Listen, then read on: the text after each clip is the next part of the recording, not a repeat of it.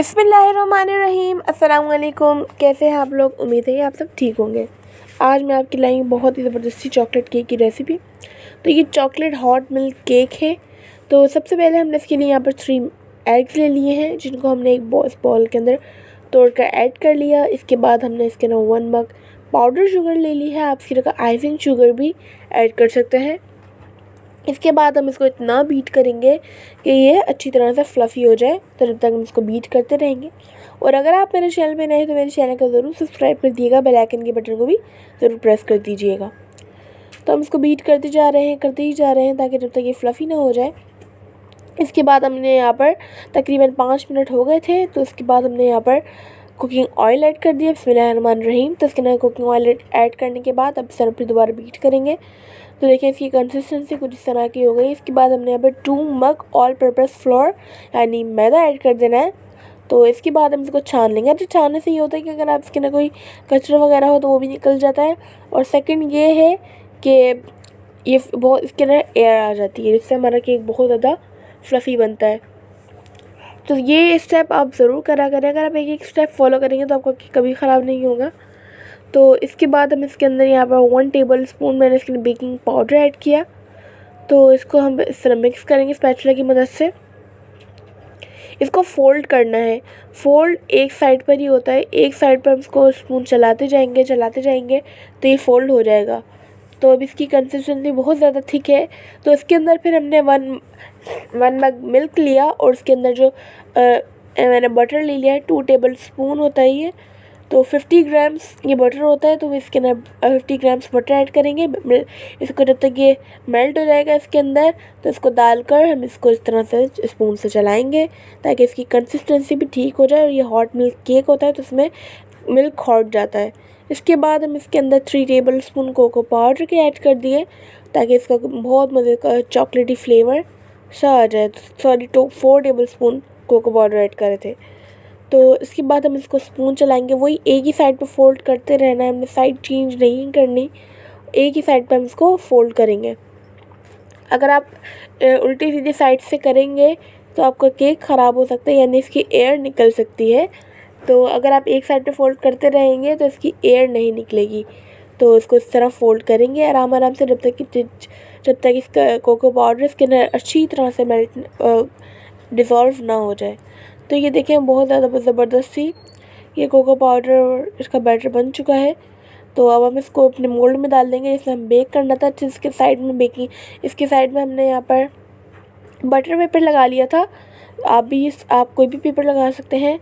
तो यहाँ पर चॉकलेट जो हमारा इसका बैटर था वो हम इसके ऊपर डालेंगे। तो अच्छा, केक की पहचान ये होती है कि अगर आप वो रिबन की तरह गिरे ना तो समझे आपका बैटर बिल्कुल ठीक है, ज़बरदस्त है। तो ये हमारा बैटर इसके अंदर पोर कर रहे हैं हम इसके अंदर।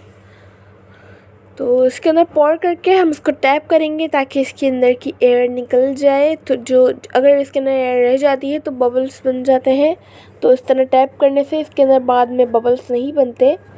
तो इस तरह हम इसको करेंगे टैप टैप टैप। तो टैप टैप टैप हो ही रहा है अभी तक। तो इसको हम अच्छी तरह से टैप कर रहे हैं। तो टैप करने के बाद हमने इसको पतीले के अंदर ही बेक किया था। तो हमने इसको पहले से ही गरम करने रख दिया था। तकरीबन 10 मिनट हो चुके थे। फिर इसके बाद हमने अपना मोल्ड रखा, उसकी फ्लेम को पहले हाई रखा 5 मिनट तक। इसके बाद हमने इसकी फ्लेम को लो कर दिया। तो ये हमारा केक बहुत ज़्यादा स्पंजी बना था, बहुत ज़्यादा मज़े का बना था। अच्छा, इसके अंदर ना हम इसका चॉकलेट एसेंस ऐड करना भूल गए थे, तो आप ज़रूर ऐड कर लिएगा चॉकलेट एसेंस। तो इसके बाद हमने यहाँ पर इसकी शुगर सिरप बना लिया था। शुगर सिरप के लिए हमने यहाँ पर 1 कप मिल्क ले लिया था। तो इसके अंदर 3 टेबल स्पून इसके अंदर शुगर ऐड कर ली, आइसिंग शुगर ही थी। तो वो ऐड करने के बाद इसके ऊपर पोर कर देंगे। अच्छा, इससे ये होता है कि बहुत ज़्यादा सॉफ्ट हो जाता है। और ये जब शुगर अगर इसके अंदर फिर बहुत मतलब कि जो मीठा होता है वो बिल्कुल परफेक्ट हो जाता है। तो इस तरह हम इसको ऐड कर देंगे, पूरा मिल्क इसके ऊपर भी पोर होगा। तो इस तरह हम करते जाएंगे। अच्छा, हम ना फ्लैग बनाने वाले थे। तो फ्लैग बनाने के लिए तो हमें ग्रीन कलर चाहिए था। तो हमने सोचा था कि कोकोनट से बनाएंगे, लेकिन कोकोनट तो चलिए मैं आगे जाके बताती हूँ। इसके बाद हमने यहाँ पर 1/2 कप मिल्क ले लिया। फ्लेम बिल्कुल लो है, बस हीट लगनी चाहिए इस पर। इसके बाद मैंने कैडबरी की यहाँ पर चॉकलेट ऐड कर ली, डार्क चॉकलेट इसके अंदर ऐड कर ली है। तो थोड़ी सी ऐड करनी है, तो इसके अंदर डालकर, और तकरीबन 2 टेबलस्पून होगी वो, डालकर हम इसको डिज़ोल्व करेंगे। इसके बाद इसको डिज़ोल्व करने के बाद हमको शुगर ऐड करनी है। शुगर इसके अंदर हमने ऐड की थी 3 टेबलस्पून। तो इस तरह से हम इसको मिक्स करेंगे। तो ये देखें इस तरह से आराम से मिक्स हो जाता है। आपने चूल्हे से हटा लेना है, बस इस तरह फटाफट कर लेना है ताकि डिज़ोल्व हो जाए। अच्छा, आप चाहें तो इसके एक बॉल के अंदर पानी रख के इसके कांच के बॉल के अंदर भी कर सकते हैं, लेकिन वो प्रोसेस बहुत ज़्यादा लंबा होता है, तो मुझे इतनी देर नहीं करनी थी, मुझे फटाफट चाहिए था, तो मैंने इस तरह से करके कर लिया। लेकिन इस तरह से करके भी आपकी चॉकलेट बहुत ज़्यादा अच्छी बनेगी। ऐसे भी बिल्कुल ठीक ही बनती है, लेकिन बस आपको फ्लेम का ख्याल करना पड़ता है कि कहीं आपकी चॉकलेट बर्न ना हो जाए। तो अगर बर्न हो जाती है तो चॉकलेट में अगर किसी चीज़ से बर्न की अगर स्मेल आ जाए तो वो पूरी चीज़ ही ख़राब हो जाती है। तो इसके बाद हमने इसके अंदर 3 टेबलस्पून इसके अंदर शुगर ऐड कर ली थी। तो इसको ऐड करने के बाद हम इसके स्पैचुला से इसको चला रहे हैं। तो जब तक हमारी शुगर डिज़ोल्व हो जाए हम इसको जब तक चलाते रहेंगे। तो हमने इसको फ्लेम के ऊपर से उठा लिया है, बस इसका काम ख़त्म हो गया फ्लेम का। तो बस हमारी ये चनाश तैयार हो चुकी है।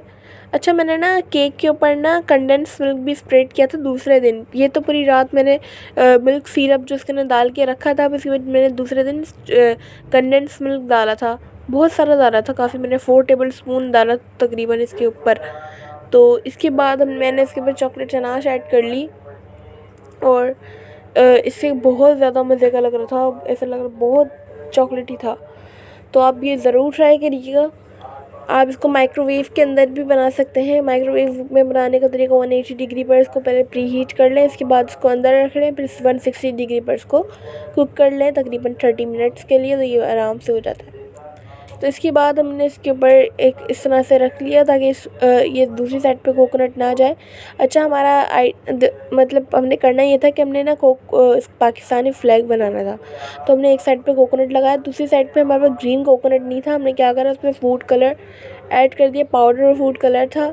तो वो इतना, तो पता नहीं अम्मी ने टेस्ट करा, इतना सॉल्टी था वो, इतना सॉल्टी था कि उल्टी आ रही थी मतलब। फिर हमने वो उसको फिर फेंक दिया, वो कोकोनट हमने फेंकना पड़ा। तो फिर हमने इसके ऊपर ऐसी पाकिस्तानी चांद सितारा बना लिए। चले, दिल से राह होती है, अब क्या कर सकते हैं, जब कोकोनट ही हमारा, जब फूड कलर ही हमारा ऐसे था। तो चले, ये नेक्स्ट डे है। इसके बाद मैं यहाँ पर बना रही हूँ डो।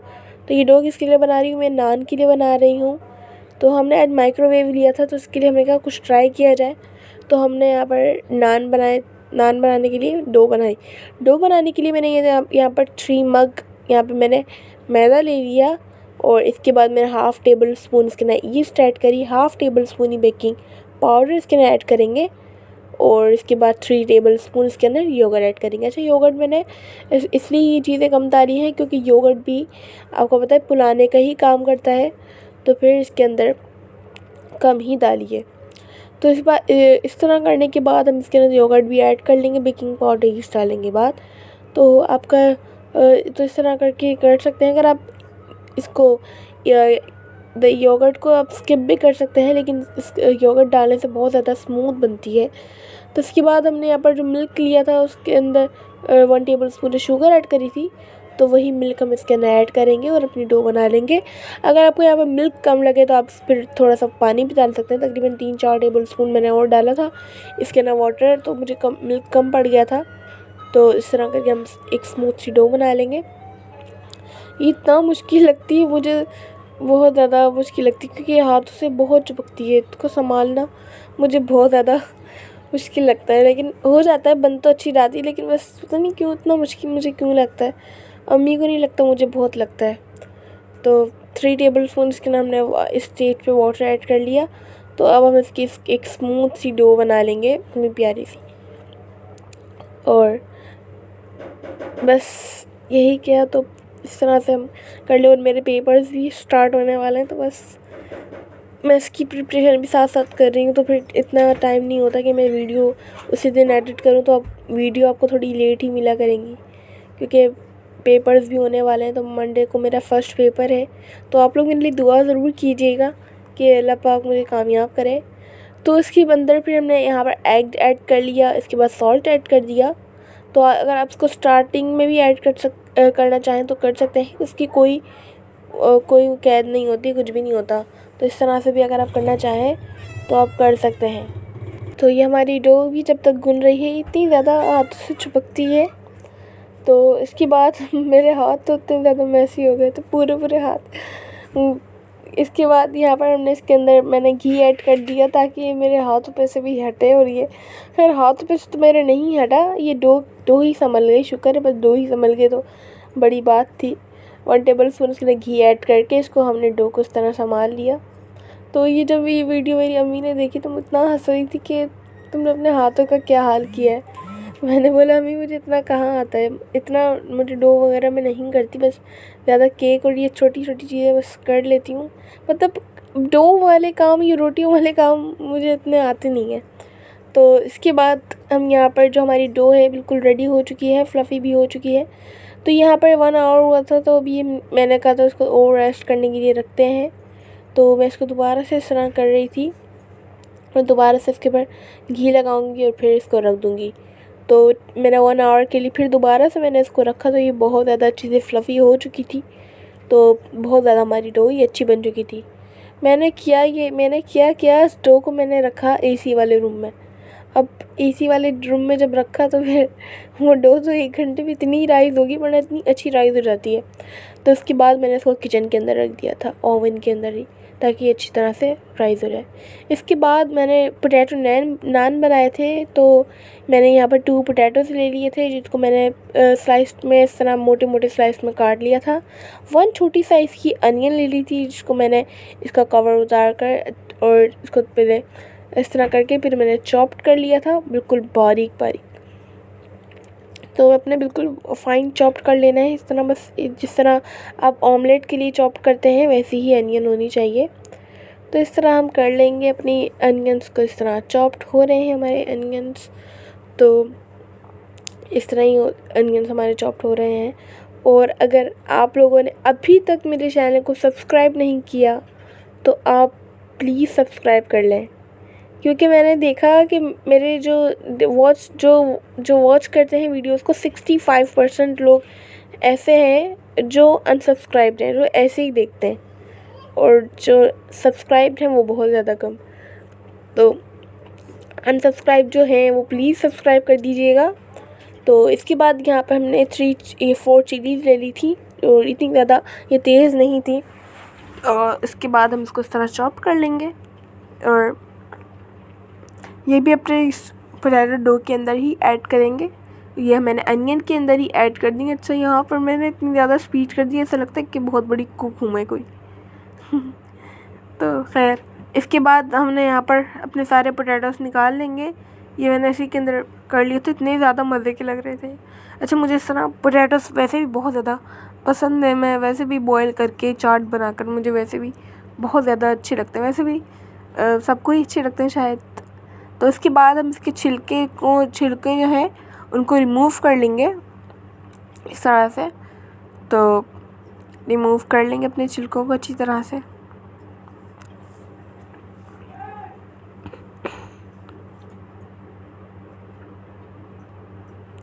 तो इसके छिलके जो है रिमूव हो चुके हैं। अब मैंने इसको फॉक की मदद से इस तरह से इसको मैंने बिल्कुल पीस लिया है, क्या बोलूँ मैं इसको।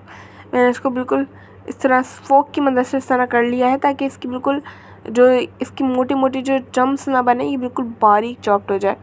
तो इसके बाद मैंने इसको अच्छी तरह से इस तरह फोक की मदद से इस तरह कर लिया है। और इसके बाद मैंने अपनी अनियंस और जो चिलीज़ थी वो चॉप्ड हुई हुई उसके ना ऐड कर ली है। और इसके बाद अपने ड्राई इंग्रेडिएंट्स ऐड करेंगे। तो ड्राई इंग्रेडिएंट्स के अंदर हम इसके ना ऐड करेंगे चिली फ्लेक्स मैंने इसके ना 1/2 टेबल स्पून ऐड की। और ज़ीरा सीड्स जो होती हैं वो इसके अंदर मैंने वो 1/2 टेबल स्पून ऐड करी। सॉल्ट मैंने 1 टीस्पून ऐड करी। और हल्दी पाउडर मैंने 1 पिंच ऐड करी, सिर्फ प्यारे से हल्के से कलर के लिए। तो इस तरह कर हम इसको मिक्स कर लेंगे अच्छी तरह से, कि ये एक ज़बरदस्त सी हमारी जो पोटैटो है वो आराम से प्यारा सा बन जाए। तो ये डन हो चुकी थी। तो इसके बाद हमने अपनी डो को निकालना था। ये देखिए कितनी ज़बरदस्त सी राइस हो चुकी है। तो ये देखें हमने हाथों की मदद से इसके पेड़ बनाने, और ये वही चीज़, इतना मुश्किल होता है ये काम, बहुत ज़्यादा चिपकती है ये, शायद इसकी वजह से इतनी ज़्यादा चिपकती है मुझे लगता है। लेकिन शायद आज कुछ ज़्यादा ही चिपक रही थी, जब मैंने योगा डाइट करी ना तो बहुत ज़्यादा अच्छी बनी थी, मुझे बहुत अच्छी लगी आज की डो। तो इसके बाद हमने यहाँ पर इसकी नान की बनाने के लिए इसके यहाँ पर एक पेड़ा ले लिया था। पेड़ा थोड़ा बड़ा ही होना चाहिए क्योंकि नान थोड़े मोटे होते हैं। तो इसके बाद मैंने इसके अंदर जो अपने पोटैटो वाली डो थी, वो पोटैटो जो थे हमारे बॉयल, तो और इसके अंदर ऐड कर लिया और हाथों की मदद से इसको इस तरह प्रेस कर रही हूँ। तो ये फिर इसको मैंने जो और जहाँ जिसके अंदर बेक करना था तो उसी के अंदर मैंने बेक कर लिया। इसके बाद मैंने यहाँ पर अपने हाथों पे थोड़ा ऑयल लगा लिया, जिससे मैंने इसको इस तरह फैला लिया। इसके बाद इसके ऊपर हमने पानी लगाया। तो ये साथ मेरी अम्मी भी मेरी बहुत हेल्प करा रही हैं क्योंकि मुझसे इतना हो नहीं रहा था, और इतना नहीं आता। अम्मी रोटी वगैरह तो अम्मी को ही बनानी आती, पराठे तो यूँ चीज़ें मुझे इतनी आती नहीं है। तो अम्मी ने मेरी बहुत हेल्प कराई। इसके बाद मैंने इसके ऊपर लगाया पानी वाले हाथों को। इसके बाद मैंने इसके ऊपर तिल स्प्रेड कर दिए। तो इसके बाद हम इसको बेक करेंगे। तो मैंने इसको तकरीबन 10 मिनट्स के लिए करा था इसको लो फ्लेम पर।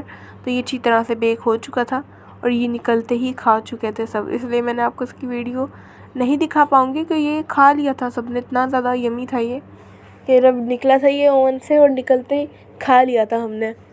तो इसके बाद इसके ऊपर हमने जो योगर्ट और ये मिल्क वाला था, पहले हमने इसके अंदर एक एग योग ऐड करी और इसके बाद हमने इसके अंदर मिल्क ऐड करा तकरीबन 2 टेबल स्पून। इसके बाद हम इसके ऊपर ब्रशिंग कर देंगे। देखेंगे कितने ज़बरदस्त हमारा नान फूल रहा है।